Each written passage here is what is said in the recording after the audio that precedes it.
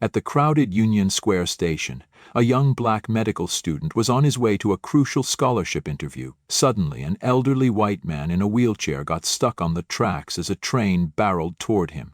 No one moved. Without hesitation, the student jumped down and saved him in the nick of time.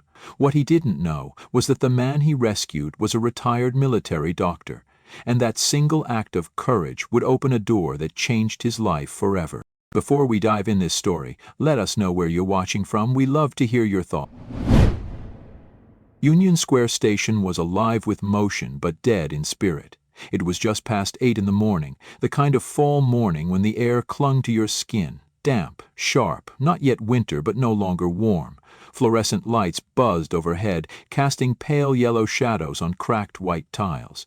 Footsteps echoed on concrete, announcements blared overhead, robotic and ignored. The smell of hot pretzels, old rainwater, and something faintly metallic hung in the air. The platform was crowded but strangely quiet, like a waiting room where no one made eye contact. Dozens of commuters lined the edge, suited professionals, delivery workers in orange vests, teens with oversized headphones, and tourists gripping maps like lifelines. Everyone was focused on their own little world. Earbuds in, eyes down, phones glowing in palms like lifeboats in the sea of concrete. Among them stood Marcus Avery, 25, black, about 6 feet tall, with broad shoulders and calm, observant eyes. He wore a navy peacoat that had lost its crispness at the cuffs, dark jeans and white sneakers dulled by city grit. His close-cropped hair faded cleanly at the sides. His jaw was square, marked by a faint scar near his left cheek, barely visible unless you were close. Underneath the coat, a stethoscope stuck out slightly from the side pocket of his backpack. Marcus had been up since 5, coming off an overnight shift at the ER in Bronx General. No sleep, just cold coffee and a granola bar he'd eaten on the train ride downtown. He was headed to Midtown for a scholarship interview, the New York Health Leadership Fellowship, one of the few programs that actually looked beyond test scores and legacy names. It was a long shot, but it mattered. He stood near the edge of the platform, one hand gripping the strap of his backpack, the other in his coat pocket, rubbing the corner of an old church bulletin his mother had tucked into his coat the day before. "Keep your head down and your heart open," she'd said. That was her way of praying without making a scene. Across from him, on the opposite platform, a movement broke the morning's monotony. An elderly white man in a motorized wheelchair was inching forward, trying to navigate closer to the edge. He looked like he was in his 80s. Thin frame, wisps of silver hair, beige trench coat folded neatly over his lap. The wheels turned slightly, then caught. The front left wheel dipped forward, just enough to get stuck between the concrete platform and the steel rail. It wasn't dramatic. No one screamed, just a small metal-on-metal crunch. Marcus noticed immediately. He stepped forward, narrowing his eyes. The man rocked the chair backward, but it didn't move. His hands shook. His shoulders hunched. One passerby glanced his way, then looked back at his phone. Another woman in workout clothes pulled her daughter gently aside, as if not wanting to get involved. Marcus's chest tightened. "Come on," he muttered under his breath. He looked around. Still no one helped. A man in a gray coat stood 10 feet away from the wheelchair, sipping coffee. He saw it, did nothing. A teenager pulled out his phone, started recording. No one moved. Then came the sound, a low rumble. Distant but unmistakable. The train was coming. Marcus's pulse jumped.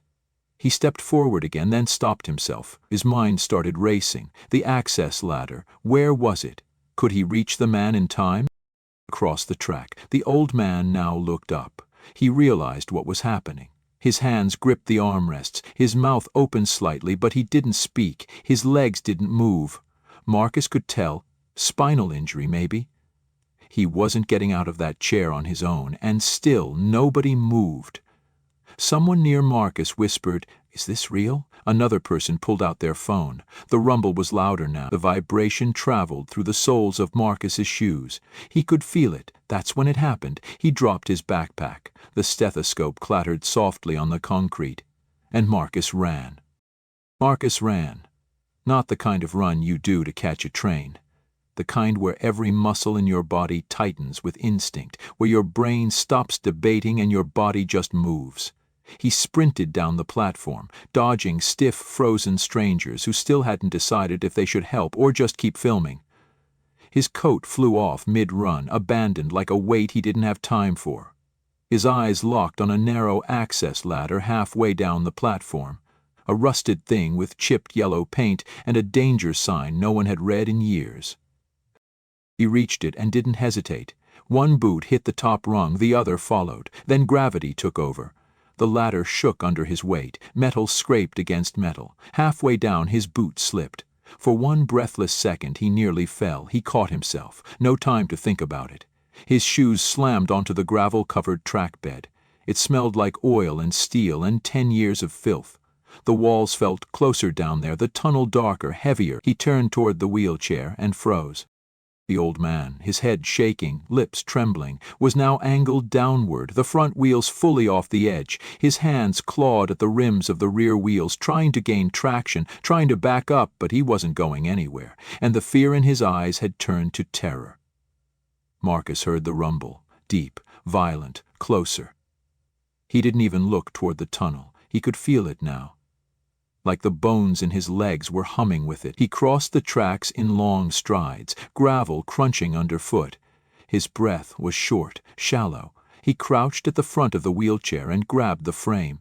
Cold steel, no leverage. He yanked. Nothing. The front wheels were wedged between the track and the platform lip, like they'd been designed to get stuck. He shifted his stance, planting both feet wide, and pulled harder, fingers straining, arms burning. Still no movement. Behind him, up on the platform, someone screamed, "He's not going to make it!" Marcus gritted his teeth and yelled, "I need help down here!" Silence. The train's headlights broke the tunnel bend, 2 white circles flickering through the dust, coming fast. Then, footsteps. A thud. Someone was coming down the ladder. A woman's voice, sharp, commanding. "Don't let go! I'm here!"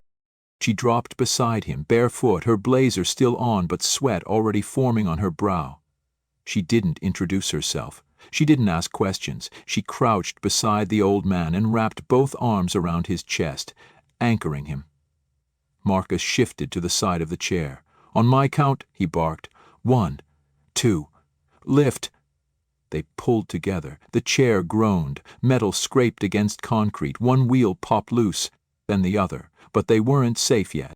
The platform was only a few feet away, but the tracks were uneven, and the train was seconds out. Marcus grabbed the back handles and pushed with everything he had. His legs slipped in the gravel, his palms tore on the rusted frame, but the chair inched forward. "Come on," the woman shouted, half lifting the front. They reached the edge. Marcus dug in, bent low, and heaved the chair upward.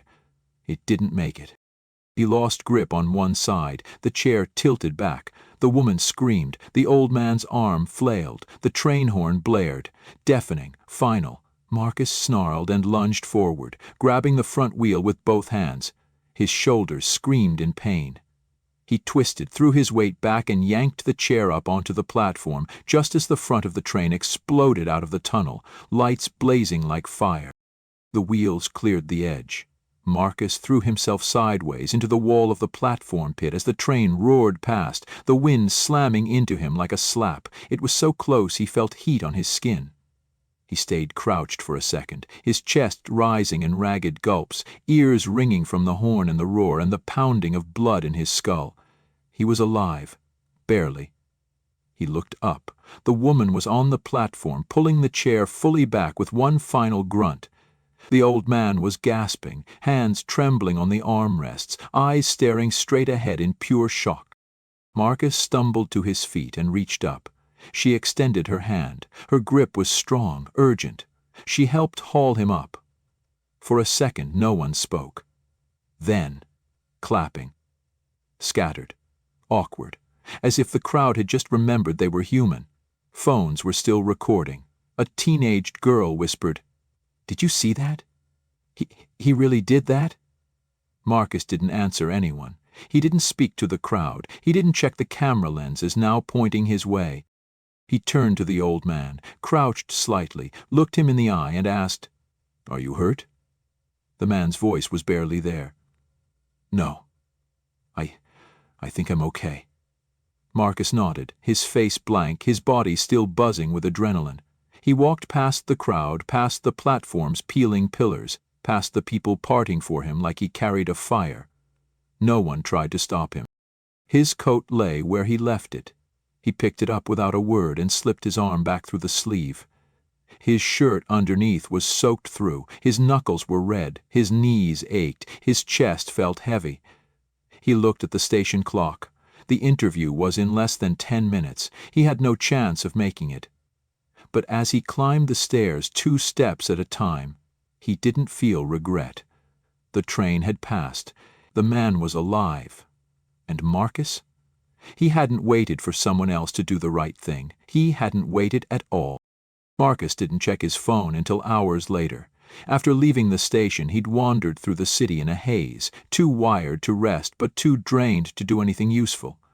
He'd missed the interview, of course. No amount of explanation could fix that, and truth be told, he hadn't even tried to call. His mind had been elsewhere, playing the moment over and over again in his head. The grip of the wheelchair handles, the sound of the approaching train, the woman's voice shouting, "Lift!" The burning in his legs when he shoved the man to safety. Every time he closed his eyes, he could still hear the horn. When he finally took a seat on a park bench near Madison Square Park and opened his phone, the screen lit up like a flare. 42 missed calls, 17 text messages, and dozens of notifications from people he didn't know. He blinked. Opened one text. "Bro, you're on the news," like, "The news. Channel 7 just showed the video." Another said, "That was you. You're a hero, man. Unreal." Marcus frowned. His fingers hesitated before tapping open the video link someone had sent. It was shaky, filmed from a phone above the tracks. It caught the entire moment. The old man trapped, the train approaching, Marcus running full speed, leaping onto the track, lifting the chair. The woman helping, the last-second rescue, the platform erupting. There was no narration, no editing, just raw footage, grainy and frantic. The comments underneath ran wild. "This man deserves a medal. That's the kind of courage you can't teach. Black excellence in action. Well, didn't anyone else help?" And then the hashtags, Subway Hero, Real Courage, Black Lives Matter, Marcus Avery, his full name. Marcus sat back, his heart suddenly thudding again, not from danger this time, but from something more disorienting. Exposure, attention. He hadn't given his name to anyone, not on purpose, but someone must have recognized him. A former classmate? A nurse from the ER? Maybe someone overheard when the woman asked if he was okay. It didn't matter now. The story had already taken on a life of its own. He closed the app, locked the phone, and stared across the park lawn. He hadn't done it to go viral, he hadn't done it for praise. He did it because nobody else moved.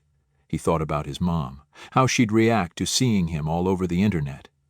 She'd be proud, of course, but also worried. She always told him, "In this world, son, they'll cheer for you when you bleed, but they don't stay long after the applause." Later that evening, when he finally walked back to his apartment in the Bronx, the hallway felt eerily quiet. He hadn't turned on the TV in years, but when he passed his neighbor's door, "Mrs. Delgado, second floor," he heard his name from inside. She opened the door just as he passed. "Marcus," she gasped. "Mijo, I saw you on Channel 2. Ay Dios, you scared me, but you—" She clutched her chest. "You saved that man. You were like an angel." He smiled awkwardly, mumbled, "Just did what anyone should do," and kept walking. That night he didn't sleep. The next morning his phone rang again. A number he didn't recognize, New York area code. He almost let it go to voicemail, but something nudged him. He answered. "Mr. Avery?" The voice was older, measured, precise. "This is Dr. Stephen Reich from the New York Health Leadership Fellowship Committee. We saw what happened yesterday." Marcus sat up straighter. "Sir, about the interview." "No need," the man cut in. "We understand you missed it for a very good reason." There was a pause. "But I'd like to invite you to a meeting with our board later this week. You'll be speaking directly with our donors and trustees. We believe they'd appreciate meeting the kind of candidate we should all be supporting." Marcus blinked. "Yes, of course. Thank you. I appreciate that. We'll send details by email," Dr. Reich said. "Also, I believe someone else will be joining us, the gentleman you assisted." That caught Marcus off guard. "The man from the subway?" "Yes," the voice replied. "Henry Callahan. He reached out to us personally, said it was urgent that he be there." The call ended soon after. Marcus stared at the screen, replaying the name in his head. Henry Callahan. Why did that sound familiar? He didn't get an answer until 3 days later. The boardroom in Midtown was nothing like what Marcus was used to. Marble floors, tall glass windows, a chandelier that looked like it cost more than his entire student loan debt. He wore the same suit he'd saved up for during second year of med school. It was slightly tight at the shoulders now, but still clean, pressed. When he stepped inside, a handful of people turned to look. Older men in tailored suits, women with silver hair and polite smiles. And standing at the head of the table, dressed in a brown blazer and khaki slacks, was the man from the subway. No wheelchair, just a cane and a steady stance. "Mr. Avery?" the man said, extending a hand. "It's good to see you again. I'm Dr. Henry Callahan." That name. Now Marcus remembered. Not just from the subway, but from med school textbooks. A former military surgeon, renowned for battlefield trauma work. Published dozens of papers, once ran the surgical unit at Walter Reed. Marcus shook his hand, more stunned than he let show. "I believe you saved my life," Dr. Callahan said, his voice calm but weighted.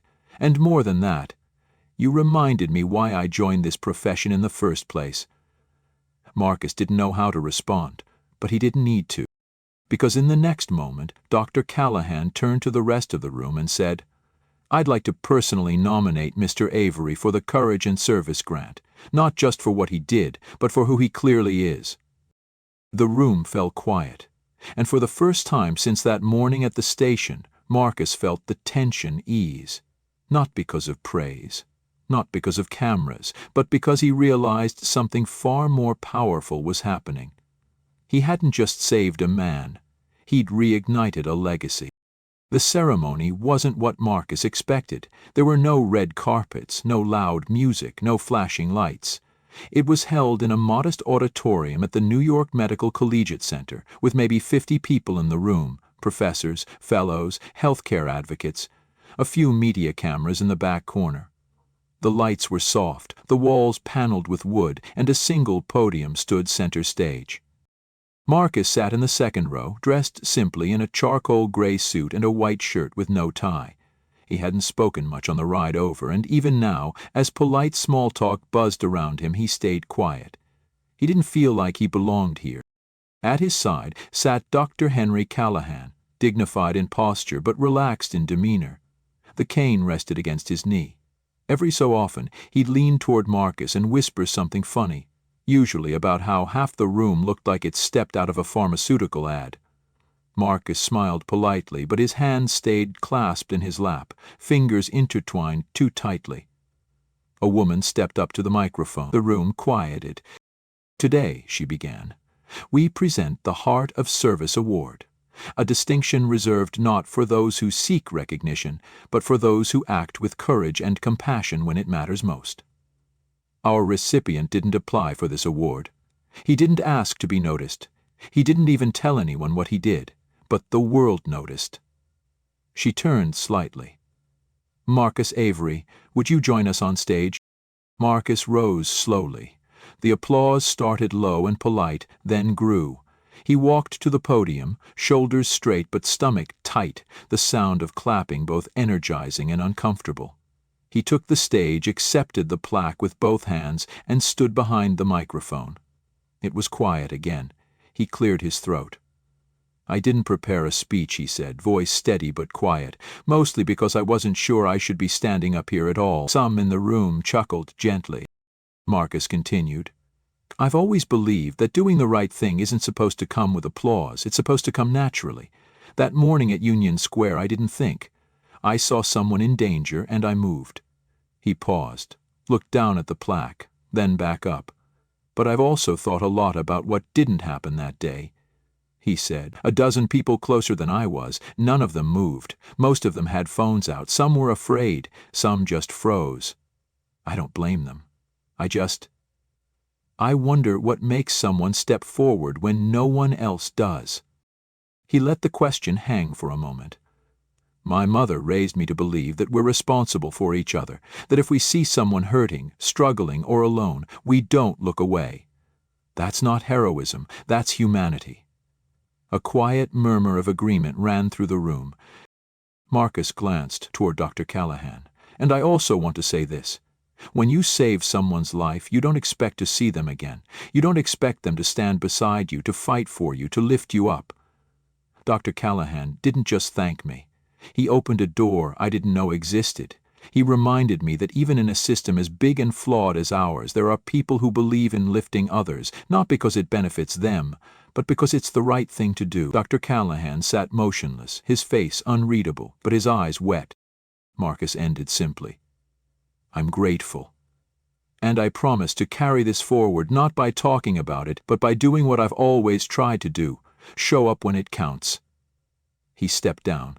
The applause came again, louder this time. Cameras clicked, but Marcus didn't smile for the camera. He didn't raise the plaque. He just returned to his seat and let the moment pass through him like wind, fleeting, intangible but real. Later, as the room emptied and people offered handshakes and congratulations, a young woman approached him. She looked to be in her early 20s, dressed in scrubs, with a hospital badge clipped to her waist. I just wanted to say, she said, voice shaky, my brother's in a wheelchair, and when I saw the video, it really hit me. You didn't just save one man. You gave people like him a little more dignity. Like maybe someone will show up when it matters. Marcus didn't know what to say. He just nodded, and for the first time that day smiled without force. That evening, back in the Bronx, Marcus visited his mother's apartment. It was small, but always smelled like cinnamon and lemon, her two favorite cleaning products. She opened the door before he even knocked. I saw the live stream, she said, pulling him into a hug. And don't think I didn't notice your hair needed a trim. Marcus laughed, tension releasing from his shoulders. He handed her the plaque. This belongs here more than in my room. She held it gently, her thumb brushing the engraved letters.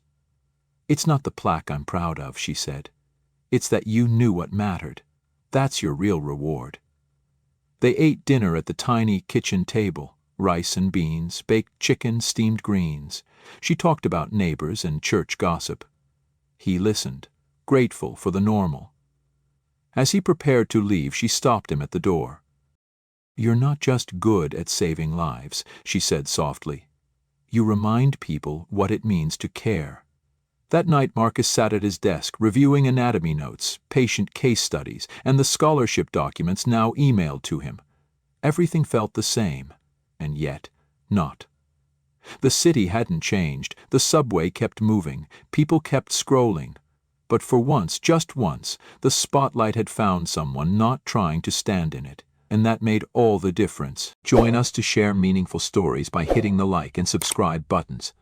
Don't forget to turn on the notification bell to start your day with profound lessons and heartfelt empathy.